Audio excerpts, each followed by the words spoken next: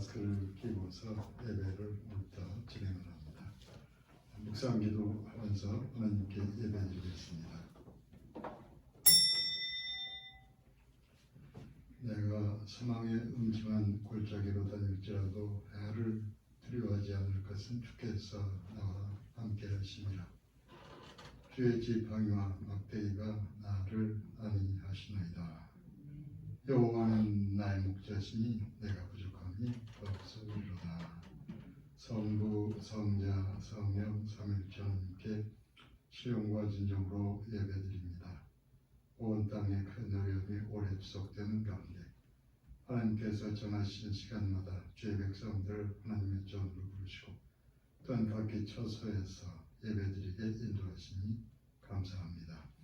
이날에 성령으로 충만케 임하셔서 주의 사함의 정을스럽게 하시오며 세상이 주는 염려와 두려움보다 하나님을 향한 믿음, 소망, 사랑이 크게 드러나는 날이 되게 인도하시옵소서. 오늘의 모든 예배를 통하여 하나님께서 홀로 영광을 받으시옵소서. 우리 주 예수 그리스도의 이름으로 기도하옵나이다. 아멘. 210장 찬송하겠습니다.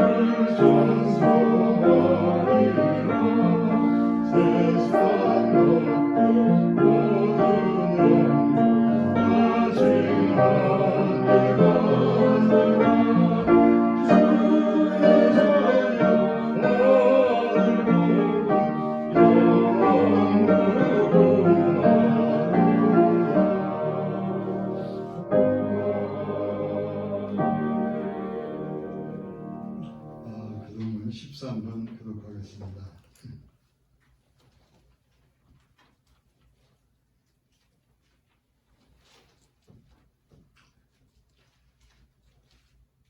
여호와는 나의 목자시니 내게 부족함이 없으리로다. 그가 나를 푸른 풀밭에 누이시며 신명한 물가로 인도하시는도다. 내 영혼을 소생시키시고 자기 이름을 위하여 의의 길로 인도하시는도다. 내가 사망의 음침한 골짜기로 다닐지라도 해를 두려워하지 않을 것은 주께서 나와 함께 하시니라. 주의 지팡이와 막대기가 나를 안위하시니라. 주께서 내 원수의 목전에서 내게 사항을 차려주시고 기름을 내 머리에 부으셨으니 내 장이 넘치나이다. 내 평생의 선하심과 인자하심이 반드시 나를 따르리니 내가 여호와의 집에 영원히 살리로다. 아멘. 신앙 고백하겠습니다.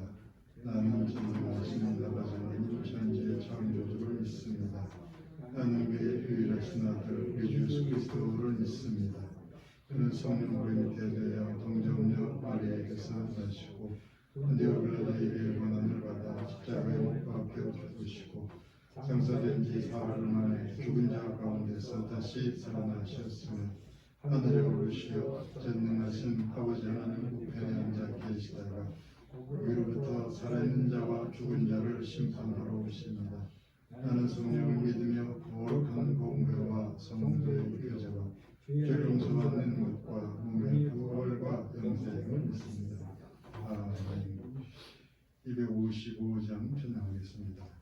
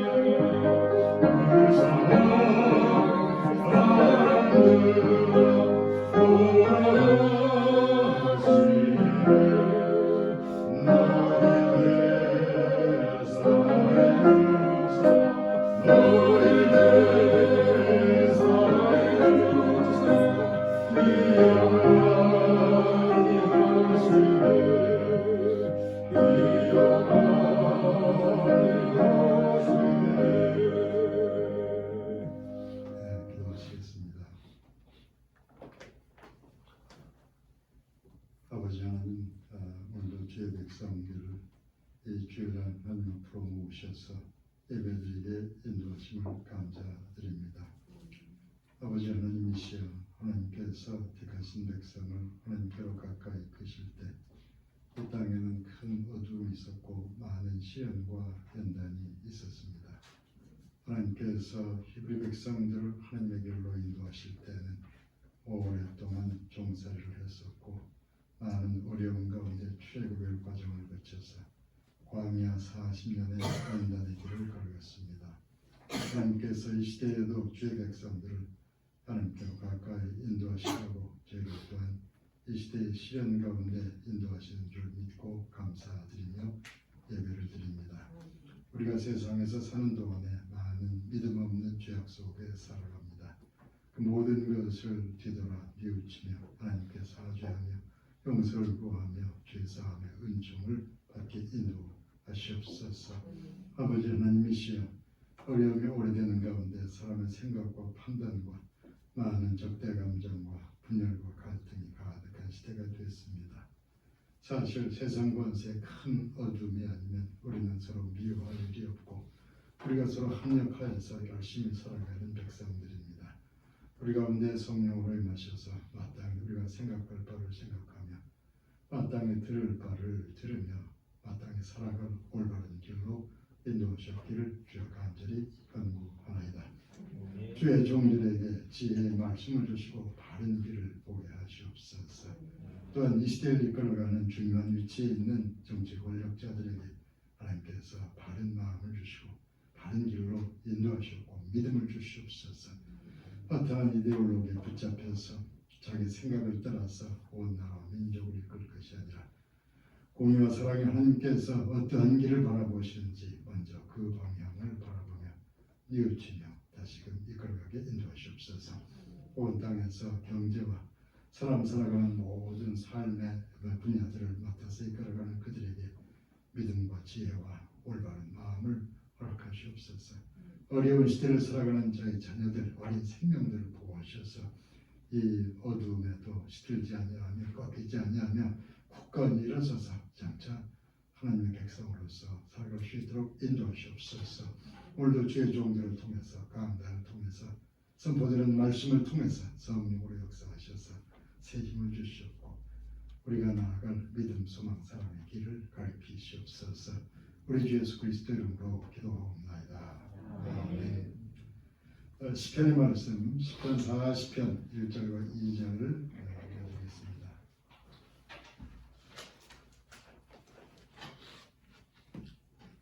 시편 40편 1절과 2절 읽어드리겠습니다. 내가 여호와를 기다리고 기다렸더니 귀를 기울이사 나의 부르짖음을 들으셨도다. 나를 기가 막힐 웅덩이와 수렁에서 끌어올리시고 내 발을 반석 위에 두사 내 걸음을 견고하게 하셨도다. 아멘. 135장 찬양 후에 말씀 전하겠습니다.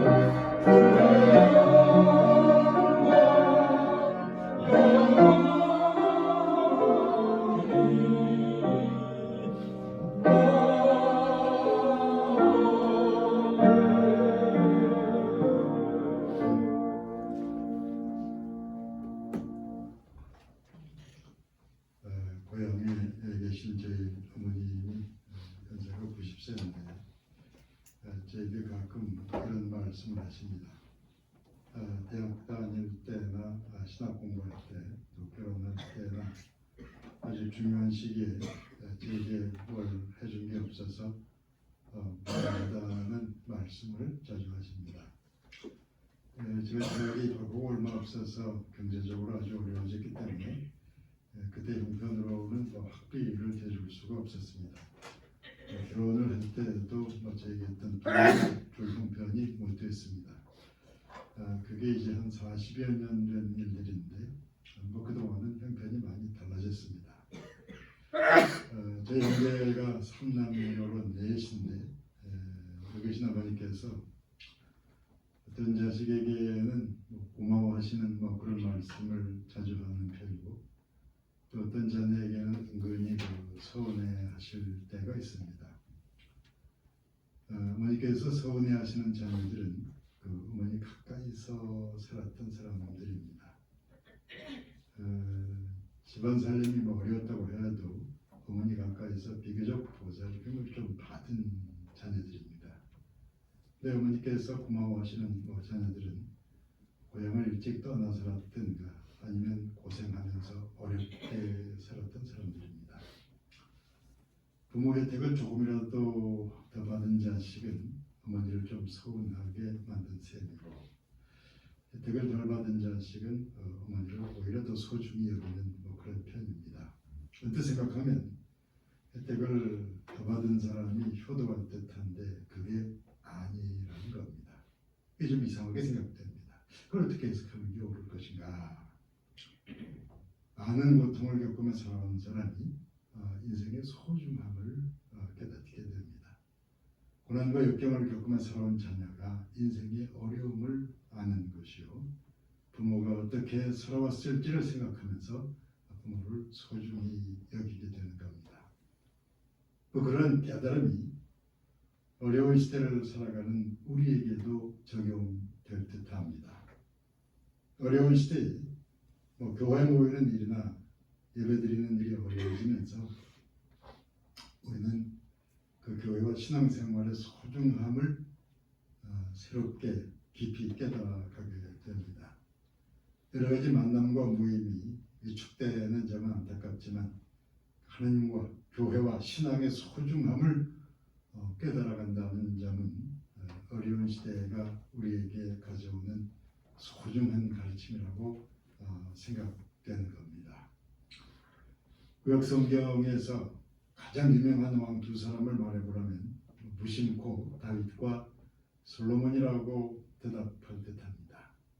다윗은 믿음과 용기로 그 시대적 혼란을 잘 극복을 해냈고 많은 전쟁을 승리로 이끌었습니다. 솔로몬은 적극적인 외교, 무역을 통해서 이스라엘을 강대국으로 성장시켰습니다. 그러한 다윗과 솔로몬 시절에 이스라엘은 강대국으로 성장하게 되는 겁니다. 그래서 다윗과 솔로몬은 비슷한 왕일 것이라 생각할 수 있을 듯한데, 그런데 다윗과 솔로몬은 전혀 다른 왕이라는 점을 명심할 필요가 있습니다. 먼저 그 솔로몬의 경우를 생각해 봅시다. 요즘 젊은 사람들 말로 해서 솔로몬은 대표적인 금수저 출신입니다. 아버지가 왕인데 그것도 이스라엘 최고의 다윗 왕인 겁니다. 솔로몬은 어려서 영특했고 여러 분야의 공부를 깊이 또 많이 해서 부족함이 없었습니다. 그에게 부족함이 있다면 부족함이 없었다는 바로 그 점이었습니다.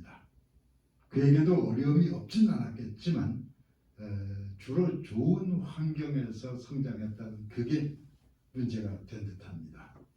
고난과 역경이 부족했던 만큼 그에게서 깊은 신앙을 기대하기는 어려웠습니다.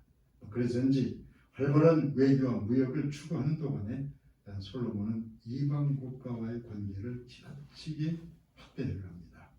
그런 흐름 속에서 이방 국가로부터 왕비와 후궁들이 들어오게 됩니다. 이방인 왕비와 후궁들과 함께 이방 국가의 우상도 들어오게 됩니다.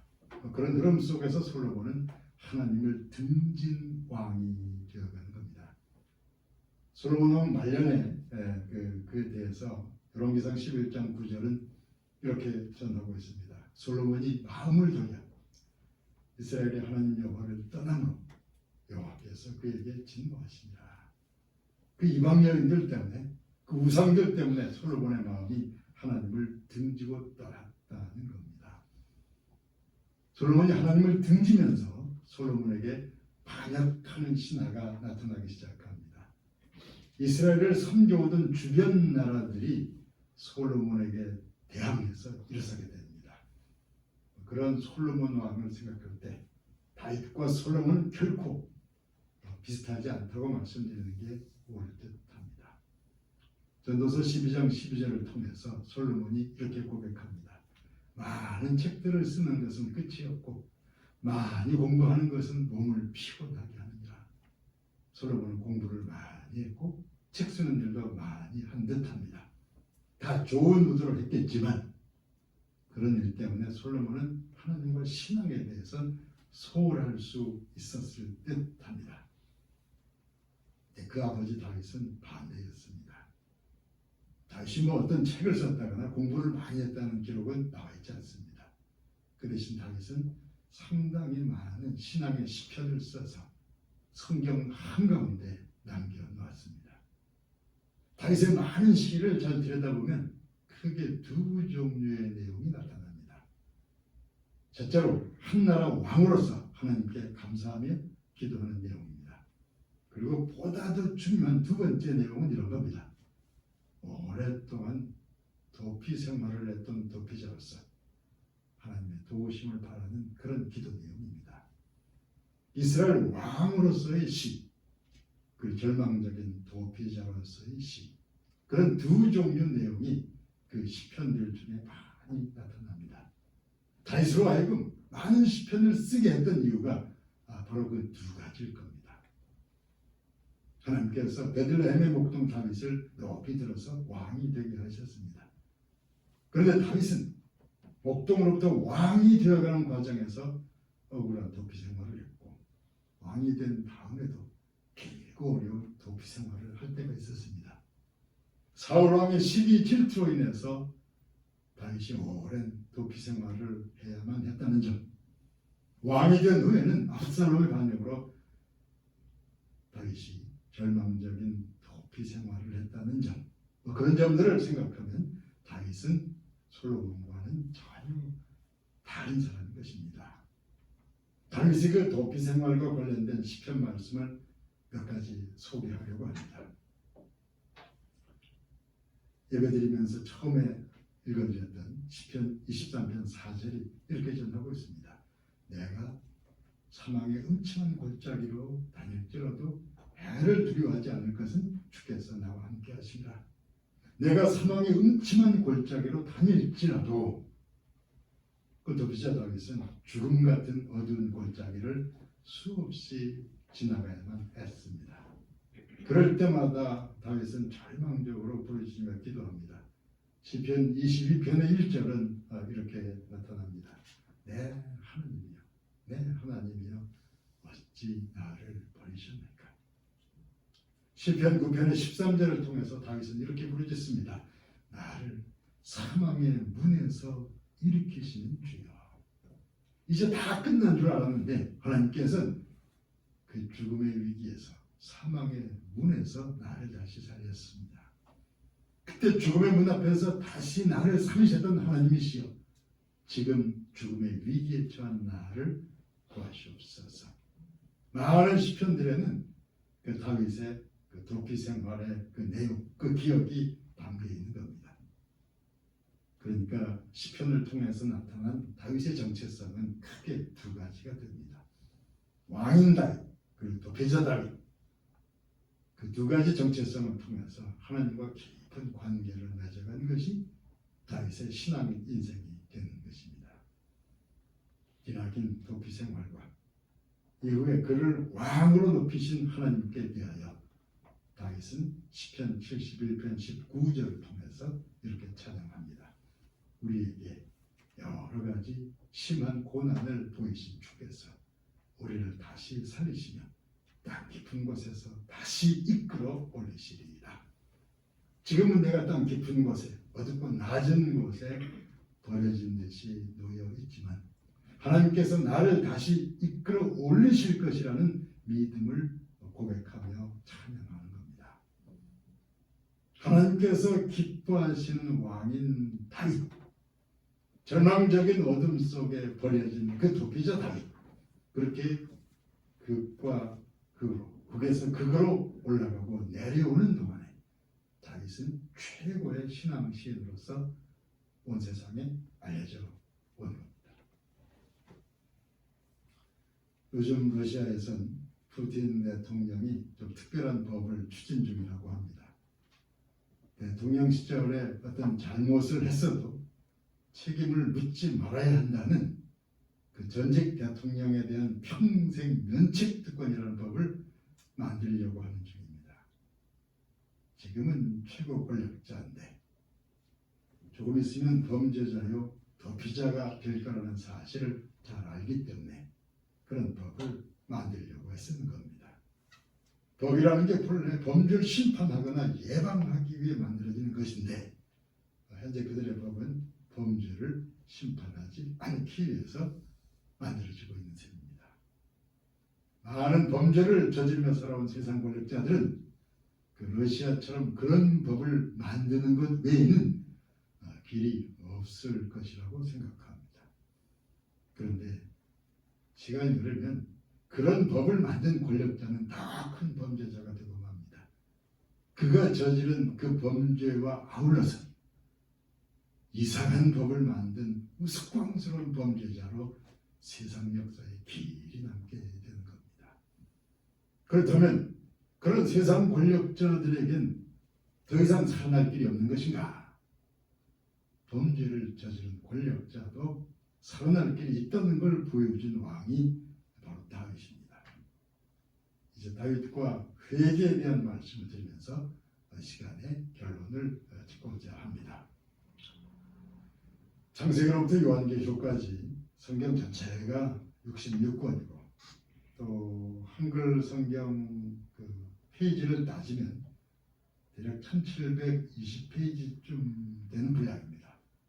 자, 그런데 하나님의 사람들이 기록한 그 말씀 분량으로 따져보면 신약 성경에선 사도 바울이 많은 서신을 기록한 것으로 나타나 있습니다.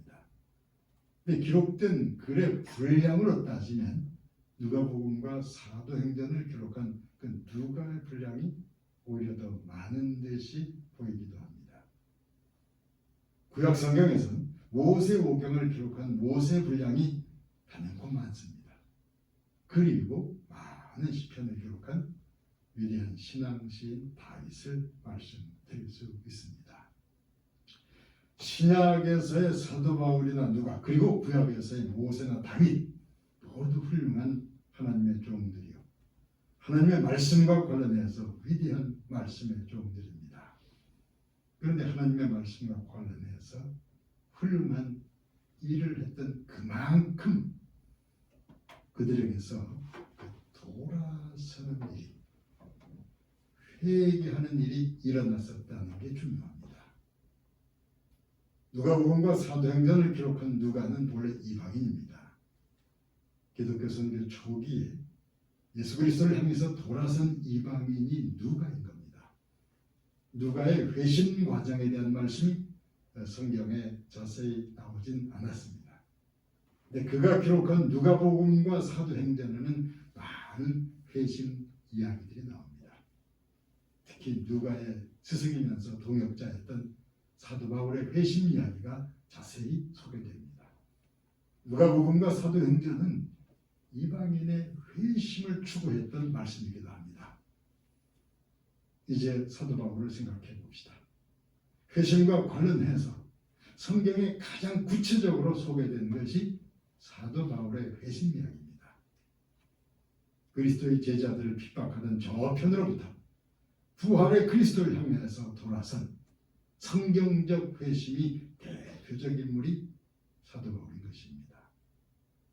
그런 바울에 못지않은 오히려 그보다 더 웅대한 회심이 모세에게서 일어납니다.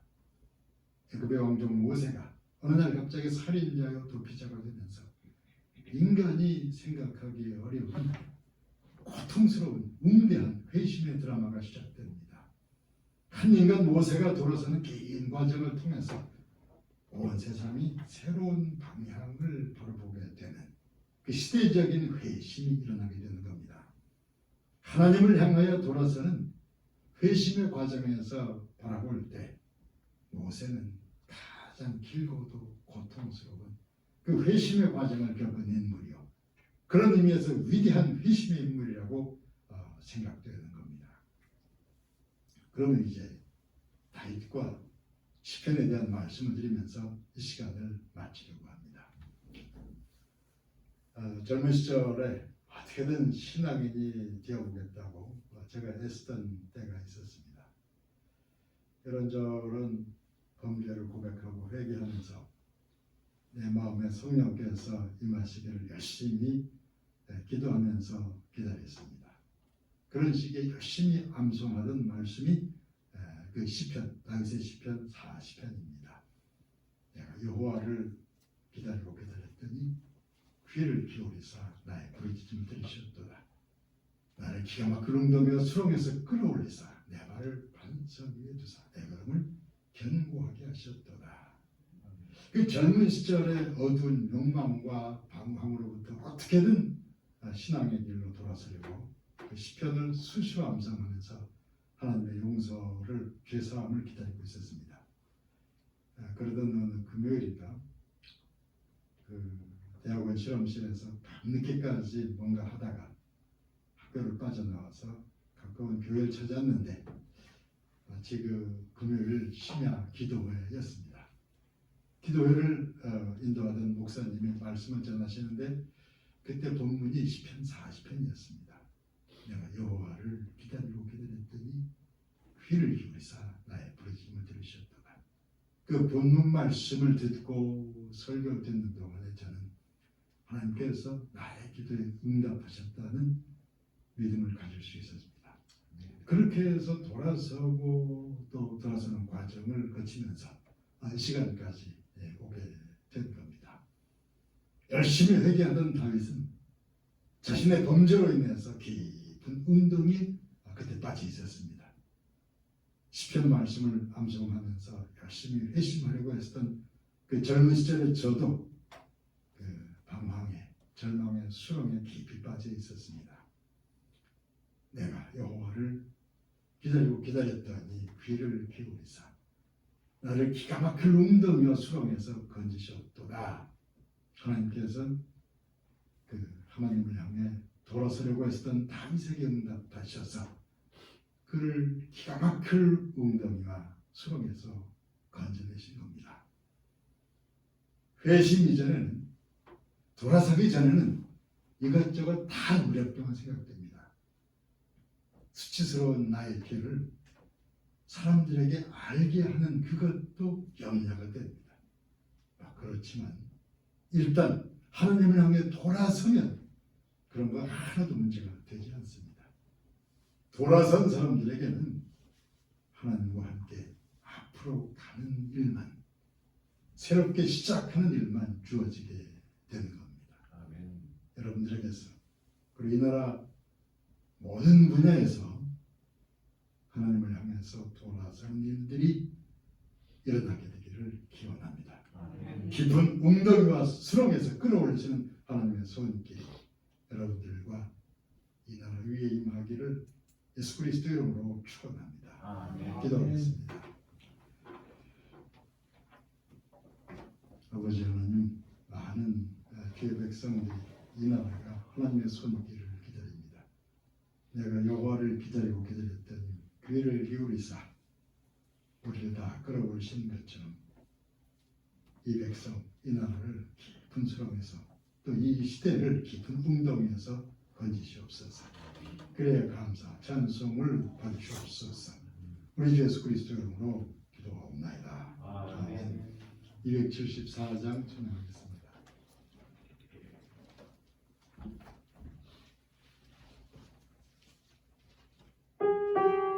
예수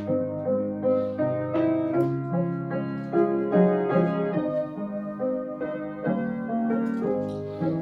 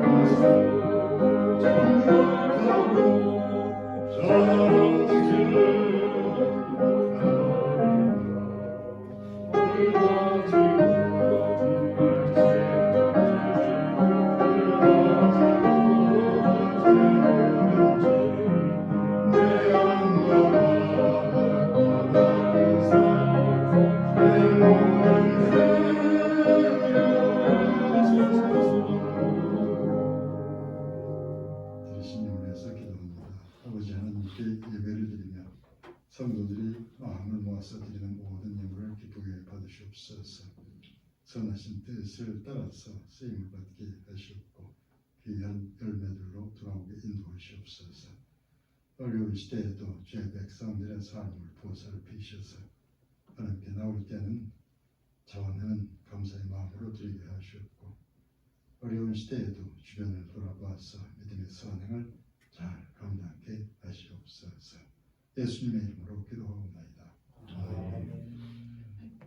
여러분들 우리 적극적으로 이제 방역에도 관심을 기울이고 그리고 이제 가끔 가다가 구청이나 동사무소에서 이렇게 돌아보러 오는데 그들도 어렵고 하니까 그런 건 신경 쓰실 거 없고 그들이 특별한 일을 하는 게 아니니까 우리가 또 적극적으로 합세해서 이 시기를 인내하고 극복하도록 그렇게 기도를 때도 기억하시고 그리고 꼭 가실 때 성경공부 자료를 가지고 가셔서 매주 한 장씩 앞뒤로 드리고 있는데 말씀도 딴때로도 꼭 기억하시기를 부탁드립니다. 295장 찬양하고 축도하겠습니다.